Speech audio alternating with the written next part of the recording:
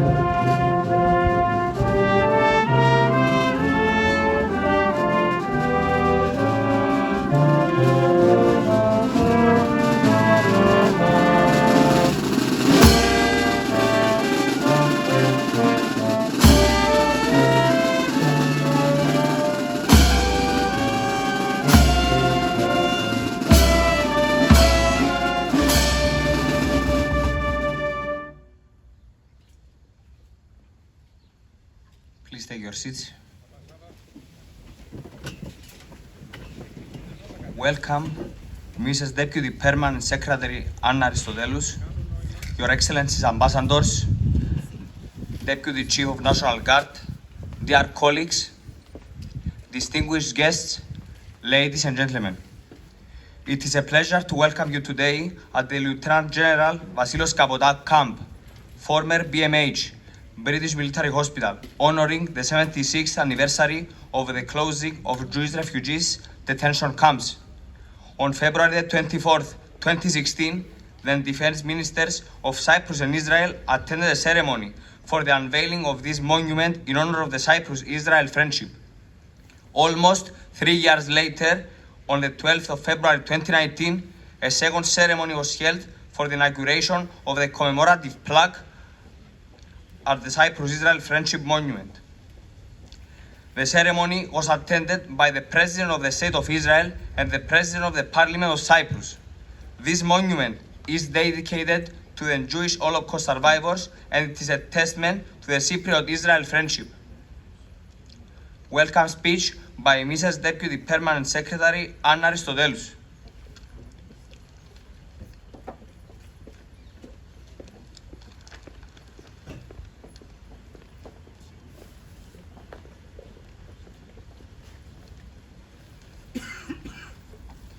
Your Excellency, Ambassador of the State of Israel, Your Excellencies, Ambassadors, dear Director General FODEC, Representative of the Chief of Cyprus Police, dear Deputy Chief of the National Guard, dear Permanent Secretary of the Ministry of Foreign Affairs, distinguished guests, ladies and gentlemen. I have the honor of delivering this speech on behalf of the Minister of Defense, Mr. Vasilis Palmas, who unfortunately, due to prior obligations that could not be postponed, was not possible to attend in person. It is a privilege to convey his message on this solemn occasion. With profound respect and deep emotion, I welcome you today to the monument of Cyprus-Israel friendship, a tribute to the children of Holocaust survivors born in Cyprus between 1946 and 1949, symbols of resilience, survival, and hope. This year we commemorate the 76th anniversary of the closure of the British detention camps in Cyprus, where thousands of Jewish Holocaust survivors were transferred and held, enduring a critical yet often overlooked chapter of their journey toward homeland. During and immediate after the Second World War, Cyprus served as an intermediate refuge for thousands of Jewish survivors seeking to reach their homeland. The operation of these detention camps between 1946 and 1949 remains one of the most defining yet lesser known chapters in the history of Jewish immigration to this island. Over 50,000 displaced individuals, having endured the horrors of the concentration camps, arrived in Cyprus with one unwavering aspiration: to rise from the ashes and rebuild their lives with dignity, peace, and security. The systematic extermination of millions of Jews during World War II, coupled with the anti-Semitic policies of various governments and the reluctance of numerous nations to grant asylum to Jewish refugees, underscore the imperative need for the establishment of a Jewish state that will provide a sanctuary for displaced Jewish populations and ensure their rightful recognition within the international community. On their path to their new homeland, Cyprus became a temporary haven for these survivors, offering them security and care in a world that has so often denied them both. The response of the Cypriot people to this humanitarian crisis was immediate, profound, and heartfelt.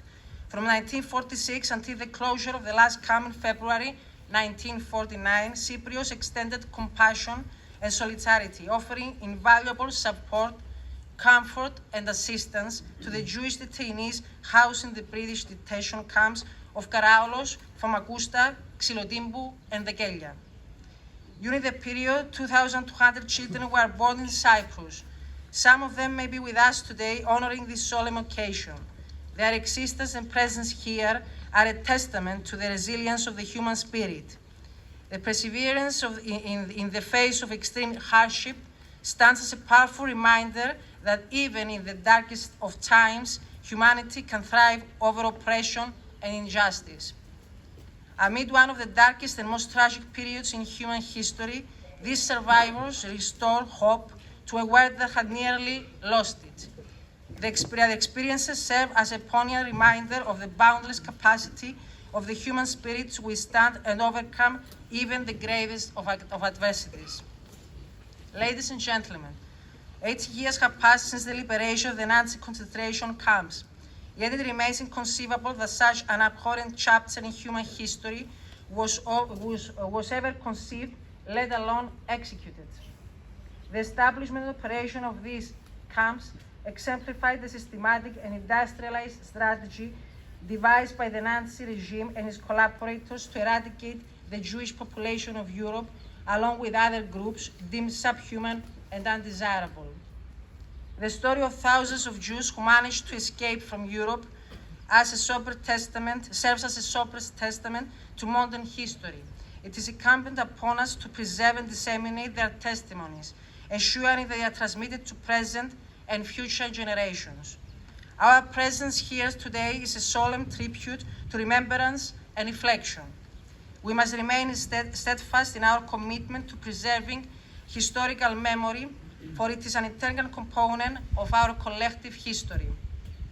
This key message was eloquently articulated by the director of the Auschwitz Museum in his recent speech commemorating the 80th anniversary of the camp's liberation, a solemn ceremony at which the Minister of Defense, Mr. Vasilis Palmas, had the great honor of presenting the President of the Republic of Cyprus. Memory, he stressed, is a force that hurts, but it helps, guides, warns, and obliges us to resist repeated mistakes and preserve our humanity. Memory is not just a means of understanding history. It is a moral compass that shapes our present and safeguards our future. It reminds us of the consequences of intolerance and hate and compels us to stand against racism, anti-Semitism, and discrimination in all of its forms. We must remain resolute in our efforts to preserve it, not only as a lasting tribute to the victims, but as a moral imperative that guides us towards a world founded on the principles of humanity, solidarity, and peace. Ladies and gentlemen, dear friends, The message of today's commemoration is clear. Every human life is of equal value and must be protected. We have a duty to ensure that the memory of the Holocaust is preserved, serving as a guide for the future. Drawing strength from history, we must firmly stand against all forms of violence, anti-Semitism, social inequality, intolerance, and discrimination. We must work tirelessly for a world where peace, reconciliation, collaboration, and respect of human dignity prevail. I sincerely thank you all for attending this solemn event and for your kind attention. Thank you.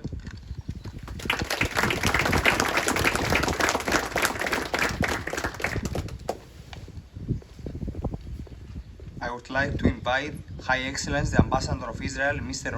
Oren Anolik, for a brief speech.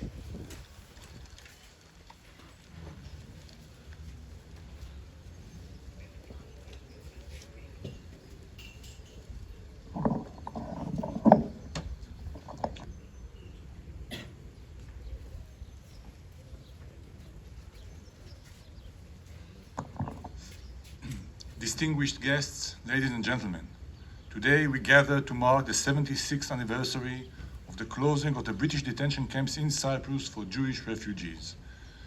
Between August 46 and February 49, more than 52,000 Jewish Holocaust survivors, taken off 39 ships, who had endured the worst horrors of the 20th century, found themselves behind barbed wire once again. They were detained in a dozen camps situated across the island. During this period, approximately 2,200 Jewish babies were born in Cyprus. We stand today on the ground where many of those newborns took their first breath. And I'm happy to add to this that we have today with us guests from Israel. That one of them, her mother, was actually a nurse that was helping delivering babies here in this hospital. This site holds profound significance. It is one of the foundations of the shared histories of Israel and Cyprus. The story of the detention camps is a fundamental link between Israel and Cyprus. It forged an enduring bond between our peoples, one that has only strengthened and flourished in the decades since. Despite enduring immense hardship, the Jewish Holocaust survivors in these detention camps held on to their dream, the creation of a safe state for the Jewish people in their historic homeland. The Jewish detainees in Cyprus were denied their freedom and were kept in uncertainty about what the future held for them. But even in those dark days, a light shone, kindness and solidarity from the people of Cyprus. We remember and honor today not only the 52,000 souls who escaped the horrors of the Holocaust. Today, we also remember the brave Cypriots who stood by them. Ordinary men and women with extraordinary compassion and bravery. They extended a hand to the refugees. Some of these Cypriots worked inside the camps, others lived in the nearby towns and villages. All of them contributed significantly to the relief, well-being and freedom of the detainees. Their acts of humanity transformed these camps from places of despair into symbols of courage, resilience and hope. We honor the legacy of the late Prodromos Papavasiliou, who led this noble effort. We express our gratitude to the children and grandchildren of Prodromos and the other fearless Cypriots for preserving the memory of this crucial chapter in history. Though 76 years have passed since the closure of the detention camps, the powerful testimonies of Cypriots aiding Jewish refugees still move us. We are honored to have with us today Mrs. Irinula Loizou, daughter of the late Captain Paul Rosides, who served as the harbor master at the Famagusta port. You will hear from Irinula about the key role her father played in supporting Prodromos Papavasiliou in his efforts to assist the detainees. Paul Rosides' actions facilitated the escape of Jewish detainees to Israel.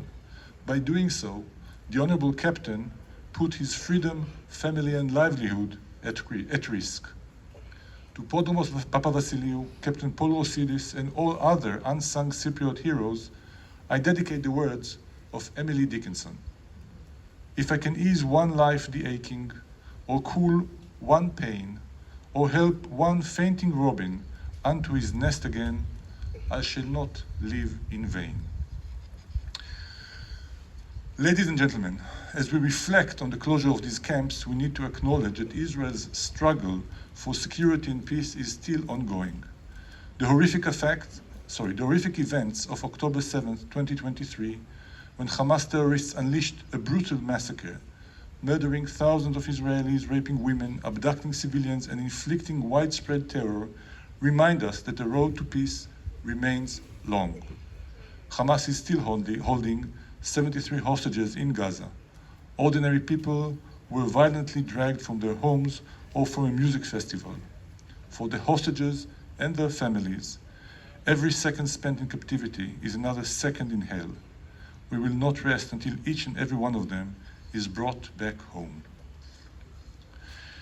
This ceremony has become a cherished tradition, and I am deeply grateful to the Ministry of Defense for its unwavering partnership in preserving this memory year after year. Together, we honor our shared past and strengthen the foundation for our future cooperation. I wish to express my sincere gratitude to Defense Minister Palmas, to his predecessors, to the Ministry of Defense, to the National Guard, and to the government of Cyprus as a whole.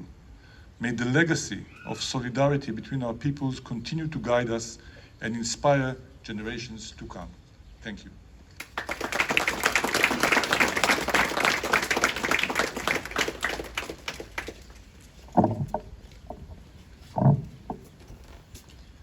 Prayer by the Chief Rabbi Aryeh Ziv Raskin.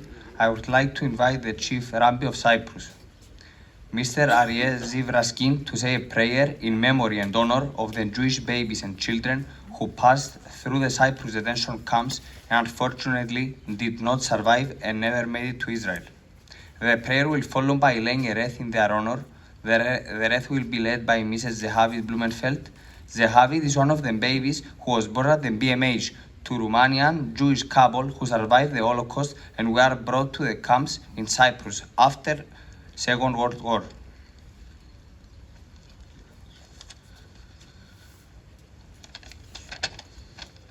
Please rise for a quick prayer.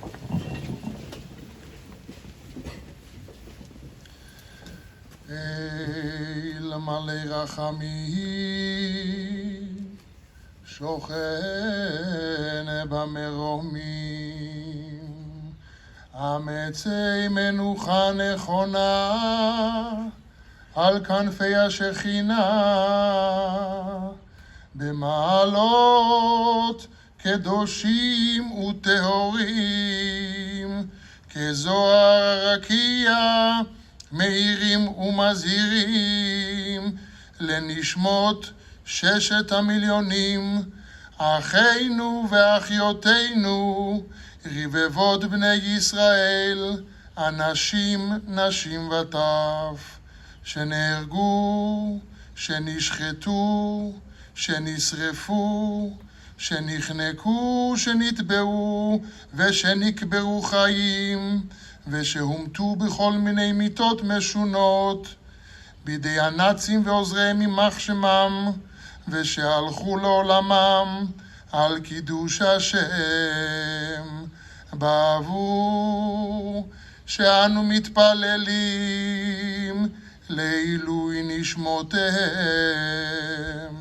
לכן בעל הרחמים יסתירם בסתר כנפיו לעולמים, ויצרור בצרור החיים את נשמותיהם.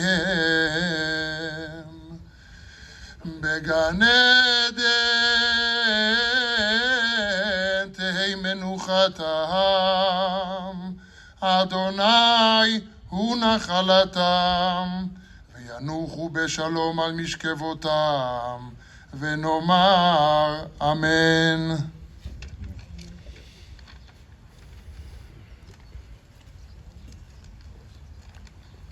Please take your seats.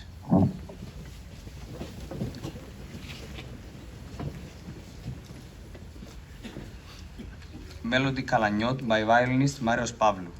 A few words about the song. In 1947, amid the struggle for the establishment of the State of Israel, Shoshana Damari, known as the Queen of Hebrew Music, visited the internment camps in Cyprus, where thousands of Jewish refugees were detained on their way to the land of Israel. In an emotional performance between an audience of Holocaust survivors and immigrants confined behind barbed wire, she sang Kalaniot, Red Anemones, a song written by the Israel poet Nathan Alterman and composed by Moshe Wilensky. While the song seemingly described a field of red wildflowers, it also served as a subversive message against the British, who were nicknamed Kalaniot due to their red-beretted soldiers.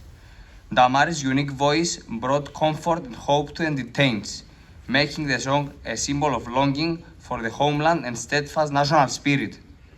These moments, where music became a tool for connection and solace, remain etched in the historical memory of both the people of Israel and Cyprus.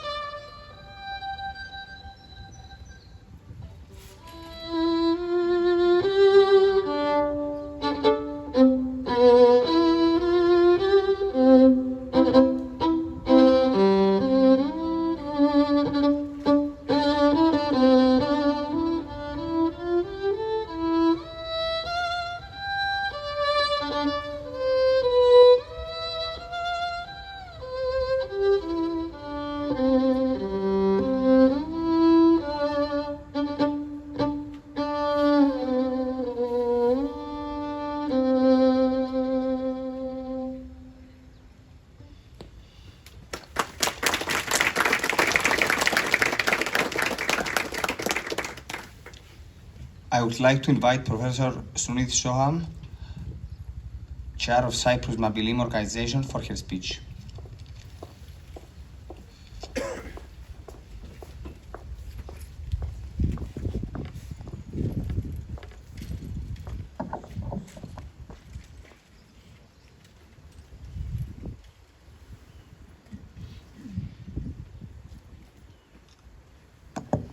Permanent Secretary of the Ministry of Defense, Ms. Anna Aristotelos, His Excellency, the Ambassador of Israel to Cyprus, Mr. Oren Anolik, Mrs. Lina Varnava, distinguished guests. I am standing here today near what was the British Military Hospital, BMH, where I was born on November 1947. I am one of 2,200 Jewish babies who were born in Cyprus in the years 1946-1949. As chairperson of the Organization of Cyprus Mapilim, I represent today thousands of Mapilim, the Jewish illegal immigrants to the land of Israel, and their descendants. My parents were Holocaust survivors who strived to reach their homeland, Israel. The British, who governed both our countries in those days, did not allow them to enter Israel and instead herded them into camps of tents and tin huts on the island of Cyprus. Both our country had to struggle until they became independent states. We in 1948 and Cyprus in 1960. We have a lot in common. We both struggled against countries and organizations that tried to hurt us. Since October 7, 2023, Israel is engaged in a war that was forced on her by terror organizations and their supporters. Similarly, Cyprus mourns those areas of its land that have been conquered and held by Turkey since 1974. We have been blessed with peace, cooperation, and promotion of common interests of our two countries. The warm relationship between our peoples originates from the time that my parents were incarcerated in camps together with 52,000 other Jewish refugees. Even then, we received assistance from the Cypriots. We will never forget the assistance of the local Cypriot given to the Jewish refugees in the British detention camps. Hundreds of Cypriot workers were employed in the building and maintenance of the camp. The Cypriot workers did many small yet significant services for the detainees. Many of them sympathized with the Jewish detainees who risked their lives in their attempt to reach their homeland, Israel. Exceptionally important help was given by Prodromos Papavassiliou, who aided the Jewish Palmach partisan by smuggling weapons into the camp, as well as assisting in the operation of the underground radio. Papavassiliou supplied the detainee with basic materials and facilitating the dispatch of secret letters by way of the garbage truck's driver. His involvement in shipping enabled him to aid those detainees who managed to escape by smuggling them onto ships and providing them with false papers. In the name of my people, in the name of thousands of Mapilim, Jewish refugees who strive to reach their homeland, I would like to express our gratitude to the Defense Minister, as well as to all of you who organized this ceremony, including our Ambassador, Mr. Oren Anolik.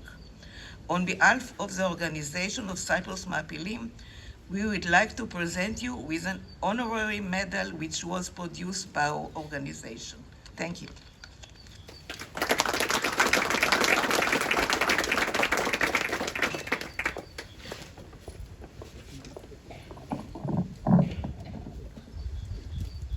I would like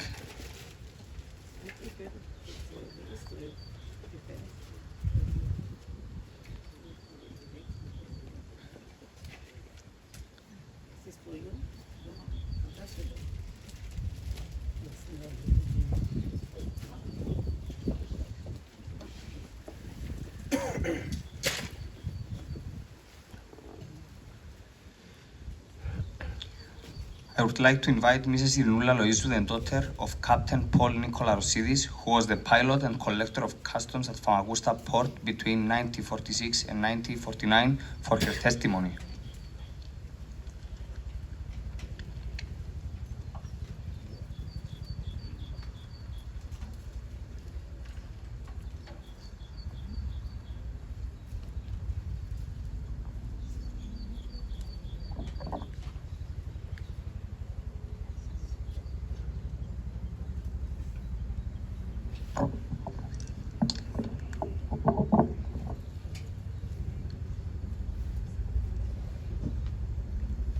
Your Excellencies, ladies and gentlemen, Captain Paul Rosidis was born March 10, 1905 and died 9 October 1978.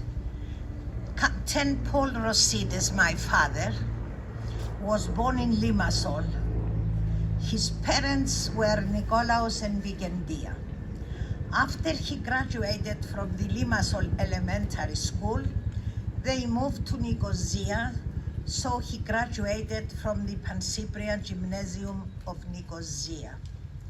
He then studied at the Cardiff University in England to become a captain. After having worked as a captain at sea for several years, he felt that he was experienced enough to become a port officer at the Famagusta harbor, where he worked at first as a harbor pilot. He then got married to Mersina Georgiou from Larnaca and had 2 children, my brother and myself. In 1941, he got the post of Chief Port Officer of the Famagusta harbor. Living in Famagusta, he knew about the Karaolos and the Xilotimbu camps, where Jewish people, families and children were detained. The Famagusta people were very supportive and helping the internees. My father was very close friends with Mayor Famagusta Adamos Adamandos and Mr. Prodromos Papavasiliou, a well-known resident in Famagusta, affiliated with Zim Navigation. There were also several Jewish residents in Famagusta who helped a lot the detainees. Mrs. Ruth and her mother, Mrs. Pershit, who helped especially the children. In 1946, I was 8 years old, but I have good recollection of what was going on at the time.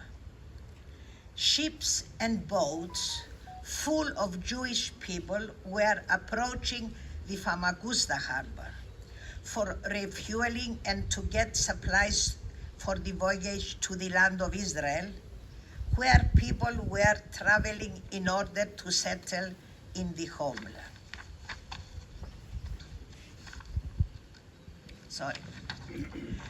My father, Captain Rosidis, volunteered and stepped forward as a pilot. He offered his help and worked all night piloting the ships in and out of the harbor full with the Jewish people. I still vividly remember my mother preparing at night for him pots of coffee so that he did not feel tired and keep awake, since most of the piloting was done during the night. His support was very much appreciated by the Jewish people and the Haganah commander. In July 1949, my father was offered a wooden plaque with the following wording: to Captain Paul Rosidis, in recognition for outstanding services rendered to the internees of Karaolos and Xilotimbu camps during the years 1946 to 1949. Ephraim Gilan, Haganah commander in the camps. Famagusta, July 1949. The appreciation for this support continue. He received a letter by the ambassador of Israel, Mr. Tiarazi, dated 7th July 1969, invited him, because he was going to be mentioned, to the ceremony and commemoration of the 20th anniversary of the liberation of the Jewish immigrants interned in the camps of Karaulos and Xilotimbu, held on 16th July 1969. The then Prime Minister of Israel, Mrs. Golda Meir, had agreed to take under her auspices the commemoration of the Havala movement, the so-called illegal immigration in Cyprus and in Europe. In this ceremony, 3 Cypriot residents who showed outstanding devotion to the refugees in their plight were awarded a high Israeli decoration. One of them was the late Gabi Berdi, who was decorated posthumously, and the decoration was given to the parents. My father was a very courageous man who always offered his help to those in need, regardless of the situation or potential risks for himself it involved. I am very happy and proud to be here today and share his story with you, so that it can be part of the event where we all think of the difficulties of the internees of Karaulos and Xilotimbu camps and the closing of the camps 76 years ago. Thank you.